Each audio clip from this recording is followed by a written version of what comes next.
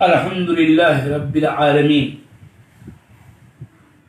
والصلاة والسلام على خاتم النبيين محمد وعلى آله وأصحابه أجمعين ومن تبعهم بإحسان إلى يوم الدين أما بعد.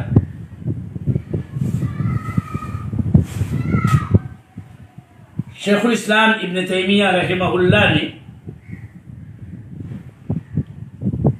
اپنی کتاب میں قرآنی نصوص کو ذکر کیا ہے کہ جن میں اللہ جل وعلا کی صفات کا ذکر ہے، انہی میں سے انہوں نے یہ آیات ذکر کی ہیں. قال تعالی وَهُوَ الشَّدِيدُ الْمِحَالِ.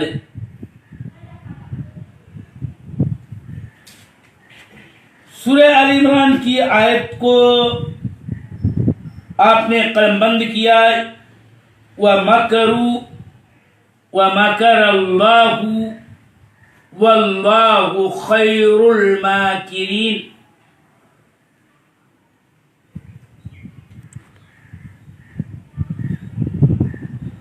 وقوله تعالى وَمَكَرُوا مَكْرًا وَمَكَرْنَا مَكْرًا وَهُمْ لَا يَشْعُرُونَ. یہ آیت سورہ نمل کی ہے.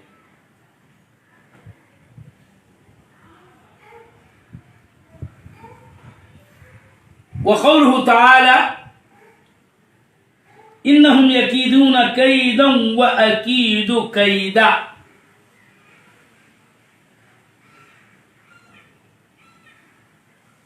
ان چار آیتوں کو شیخ الاسلام ابن تیمیہ نے یہاں ذکر کیا، جن کا ترجمہ اور جن آیات کے ذکر کرنے کا مقصود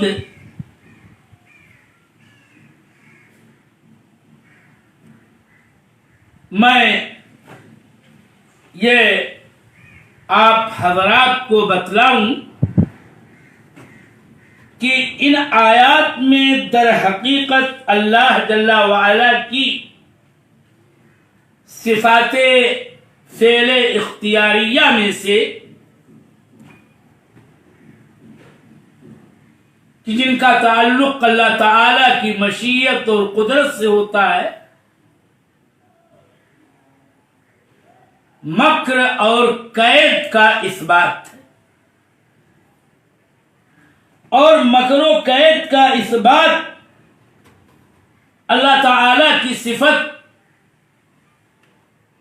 کے طور پر یوں ہے کہ اللہ تعالی ان لوگوں کے ساتھ مکر اور قید کرتا ہے جو اس کے مومن بندوں، اس کے اولیاء، اس کے دین کے ساتھ مکر اور قید کرتے ہیں اور قید و مکر کرنا چاہتے ہیں.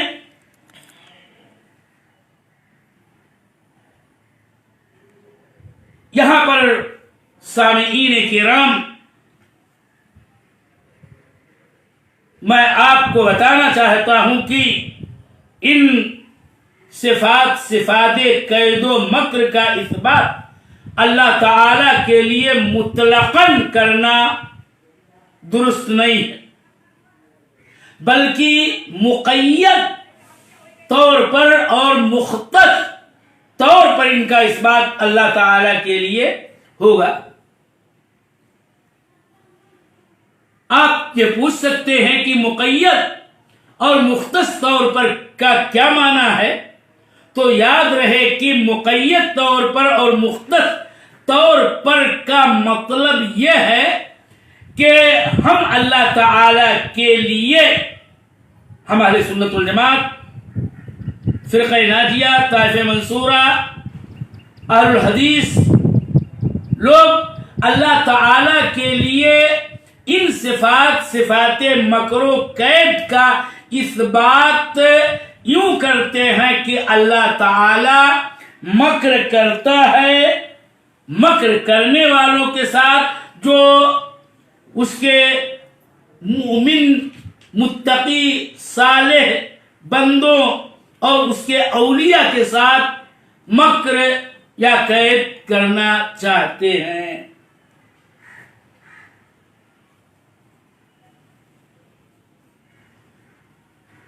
اور یہی آیات اس کی دلیل۔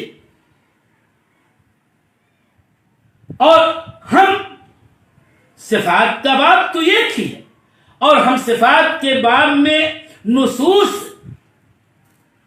پر پورا اعتماد کرتے ہیں اور اسی کے مطابق صفت کو اللہ تعالی کے لیے ثابت کرتے ہیں۔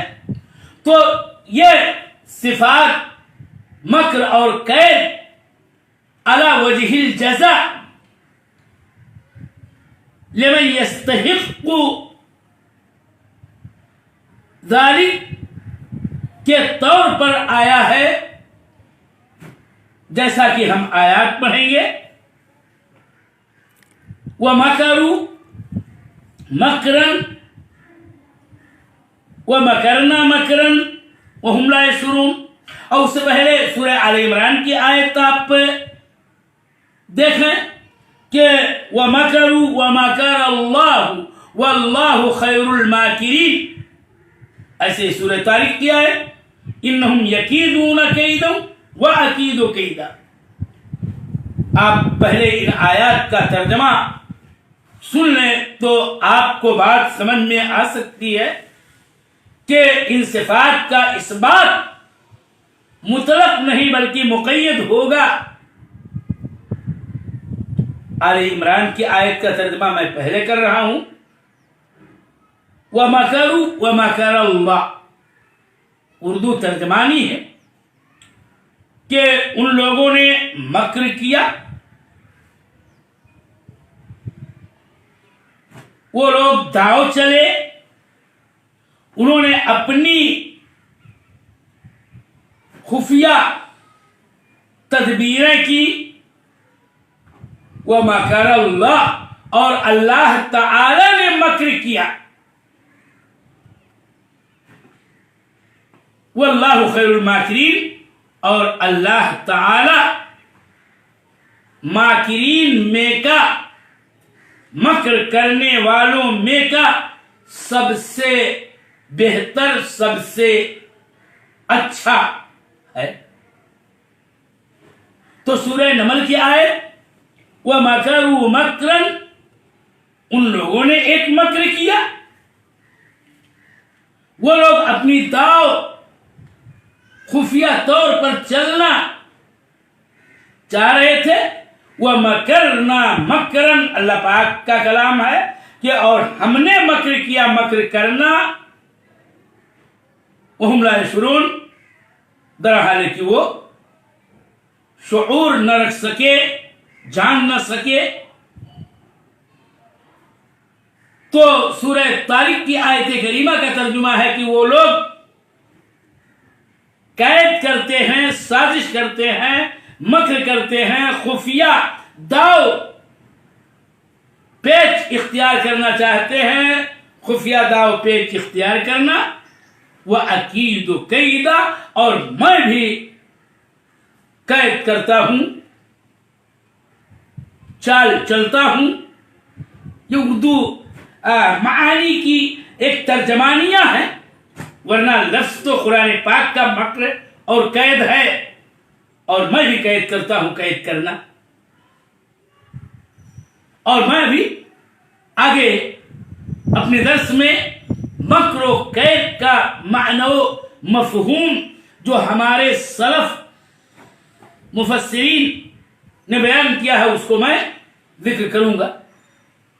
ابھی میں اس بات کی دلیل دینا چاہتا ہوں کہ اللہ جل وعلا کے لیے صفت قید و مکر ثابت ہے، اس طور پر کہ وہ اللہ تعالیٰ قید و مکر کرتا ہے ان کے ساتھ جو اس کے نبیوں اس کے مومنین اولیاء بندوں کے ساتھ مکر و قید کیا کرتے ہیں.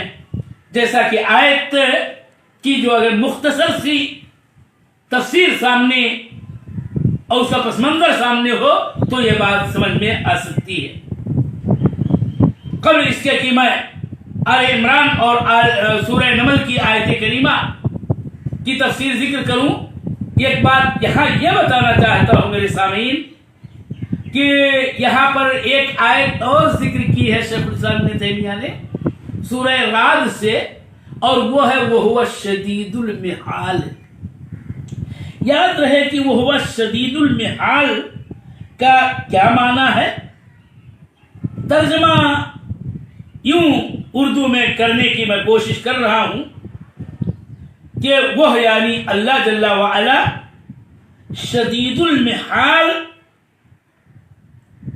سخت عقوبت والا ہے، یا سخت مکر و قید والا ہے، یا ایک معنی کہ وہ یعنی اللہ جل وعلا شدید قوت والا ہے. تو اس طرح سے محال کے کئی معنی ہیں. ایک معنی محال کا قید و مکر بھی ہے، جیسا کہ بعض سلف سے یہ معنی منقول ہے. اور اس طرح سے شدید المحال کا مطلب یہ ہوا کہ وہ ہوا شدید المحال اے وہ ہوا شدید المکر والقید. اور شاید شیخ الاسلام ابن تیمیہ نے ان آیات کے ساتھ اس آیت کو ذکر کیا کہ شیخ الاسلام ابن تیمیہ محال کا یہی معنی لینا چاہتے ہیں کہ یہ بھی مکر و قید ہی کے معنی میں ہے محال. اور دوسرا معنی محال کا ہے کہ اللہ جل وعلا سخت سزا دینے والا ہے. وہ شدید المحال اے شدید العقوبت لمن یکید باولیائہ وعبادہ المؤمنین.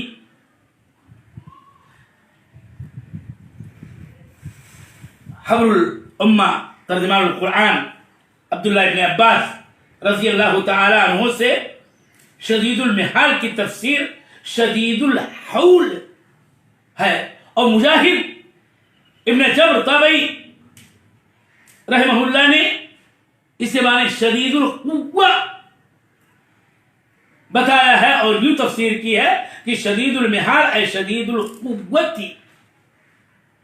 تو یہ بات یاد رہے کہ یہ سب معانی ہیں، اور اسی لیے شیخ الاسلام ابن تیمیہ نے قید و مکر والی آیات کے ساتھ وہ ہوا شدید المحال آیت کریمہ اور قول باری تعالی کو ذکر کیا ہے. اور یہاں میں بتاؤں کہ شدید القوہ والا قول زیادہ راجح ہے کہ یہ عبداللہ ابن عباس اور ان کے تلمیذ مجاہد ابن جبر سے مروی ہے کہ شدید الحول عبداللہ ابن عباس سے مروی ہے اور شدید القوہ مجاہد ابن جبر سے مروی ہے. اب ہم آپ کو یہ پھر یاد دلا دیں کہ مکر و قید یہ جو صفات باری تعالی کے ہیں ان کو صفات فعل اختیاریہ کہا جاتا ہے کہ یہ افعال اور یہ صفات اللہ تعالیٰ کی اس کی مشیت اور اس کی قدرت کے سے متعلق ہے کہ جب چاہتا ہے جس کو چاہتا ہے جیسے چاہتا ہے ان کے ساتھ اللہ تعالیٰ مکر و قید کرتا ہے کہ جو اس کے صالح برگزیدہ اولیاء بندوں کے ساتھ مکر و قید کیا کرتے ہیں. اور ایک بات یہاں بھی یہ بھی آپ سن لیں کہ مکر و قید ہی صفات کی جنس سے اور صفات فعل اختیاریہ کی جنس سے مخادع اور استہزاء بھی ہے کہ اللہ تعالی مخادعہ ان کے ساتھ کرتا ہے جو اللہ تعالی کے ساتھ مخادعہ کا فعل کرتے ہیں اور کرنا چاہتے ہیں.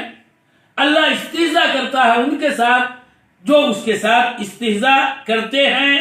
اور یوں مقیداً ان صفات افعال اختیاریہ کو ہم اللہ جل وعلا کے لیے ثابت مانتے ہیں کما جاء فی نصوص الکتاب، جیسا کہ قرآن کریم کے نصوص میں وارد ہے. اب سورہ آل عمران کی آیت کریمہ وَمَكَرُوا وَمَكَرَ اللَّهُ وَاللَّهُ خَيْرُ الْمَاكِرِينَ کا معنی و مفہوم اور اس کی مختصر سی تفسیر و توضیح آپ سماعت فرمائیں کہ یہ آیت کریمہ در حقیقت ان یہود کے متعلق نازل ہوئی کہ جن یہود نے اللہ تعالی کے بندے، اس کے رسول، اس کے کلمہ اور اس کی جانب سے روح عیسیٰ علیہ الصلوۃ والتسلیم کو قتل کرنے کا پلان بنایا. اور ہوا یہ تھا کہ قتل کا جب ارادہ یہودیوں نے کیا، عیسیٰ علیہ الصلوۃ والتسلیم گھر میں تھے. اللہ تعالی نے اس وقت ان کو آسمان پر زندہ اٹھا لیا. گھر کے اندر یہوذا نام کا ایک یہودی داخل ہوا اور اس کا مقصود یہ تھا تاکہ آ کے بتائے کہ عیسیٰ گھر میں موجود ہیں اور چلو سب مل کے قتل کر دو. اب وہ جب داخل ہوا تو اس نے دیکھا گھر میں کوئی نہیں. پھر وہ نکلنا چاہا کہ تاکہ لوگوں کو یہ بتائے کہ گھر میں کوئی نہیں ہے، اور وہ ایسا اس کے ساتھ اللہ جل وعلا نے کیا کہ اس پر عیسیٰ علیہ السلام کی شبہ اور ان کی شباہت ڈال دی. جب وہ نکل کر کے یہ بتانا چاہا بقیہ یہودیوں کو کہ عیسیٰ گھر میں نہیں ہے، لیکن یہودیوں نے اسی کو عیسیٰ سمجھا اور اسی کو قتل کر دیا. فَذَلِكَ قَوْلُهُ تَعَالَى وَمَكَرُوا وَمَكَرَ اللَّهُ کہ یہودیوں نے مکر کرنا چاہا اور یوں انداز اختیار کیا عیسیٰ علیہ السلام کو قتل کرنے کا، لیکن اللہ جل وعلا نے وہ ان یہودیوں کے ساتھ ان کے مکر کے جواب میں اور ان کے مکر کے جزا کے طور پر عیسیٰ علیہ الصلوۃ والتسلیم کو یوں بچایا کہ ان کو زندہ آسمان پر اٹھا لیا. اور وہی خائن یہودی یہوذا جو عیسیٰ علیہ السلام کے قتل میں زبردست معاون کا رول ادا کرنا چاہتا تھا، اس پر اللہ تعالیٰ نے عیسیٰ کی شباہت ڈال کر کے اور اسی کو یہودیوں کے ہاتھوں قتل کروا دیا. یہ ہے وَمَكَرُوا وَمَكَرَ اللَّهُ، اللہ نے مکر کیا. اور واللہ خیر الماکرین، اللہ بہترین مکر کرنے والا، تمام مکر کرنے والوں میں سب سے بہتر ہے. اور خیر الماکرین کا مطلب یہ ہے کہ اللہ کا مکر جلدی نافذ ہوتا ہے. وہ اسرعہم مکرا، اللہ تعالی کا مکر جلدی اثر کرنے والا ہوتا ہے. انفذہم مکرن یہ معنی ہے، اور یہ معنی ہے کہ واخفاہم مکرن، اللہ تعالیٰ کا مکر بڑا خفیہ کہ کسی کو پتہ تک نہیں چلتا، کوئی جان بھی نہیں سکتا کہ کیا ہو گیا، کیسے ہو گیا اور کیوں ہوا اور کس طرح سے یہ سب کچھ ہوا. اس کو اللہ جل وعلا کے علاوہ کوئی نہیں جانتا. یہی معنی ہے واللہ خیر الماکرین کا. تو خلاصہ یہ ہے کہ الیہود ارادوا شیئا، یہودیوں نے کچھ چاہا تھا کہ عیسیٰ علیہ الصلوۃ والتسلیم، عیسیٰ ابن مریم علیہ السلام میں کو قتل کرنا چاہا تھا، لیکن اللہ جل وعلا نے ان کے بالکل برعکس ارادہ کر کے خود یہودا کو قتل کروا دیا، اور اللہ تعالیٰ نے عیسیٰ علیہ الصلوۃ والتسلیم کو بچا لیا اور آپ کو یہودیوں کے قتل سے نجات دے دی۔ یہاں پر میں ایک بات اور بتا کر کے اپنی گفتگو ختم کرتا ہوں، اور کل انشاءاللہ مکر کا معنی و مطلب جو ہمارے سلف صالحین سے منقول و مروی ہے اور وہی صحیح ہے اس کو میں بتاؤں گا۔ اب جو بات بتانا چاہتا ہوں وہ یہ کہ یاد رہے کہ اس طرح کے صفات فعل اختیاریہ سے اللہ جل وعلا کے لیے اسم کا اثبات نہیں کیا جائے گا، یعنی وہ مکروا مکر اللہ یا وہ مکروا مکرن و مکرنا مکرن جیسے الفاظ سے اللہ تعالی کے لیے اور اس صفت سے اللہ تعالی کے لیے اسم ماکر یا انہم یکیدون کیدا واکید کیدا سے اللہ تعالی کے لیے اسم کائد کا اشتقاق نہیں کیا جائے گا۔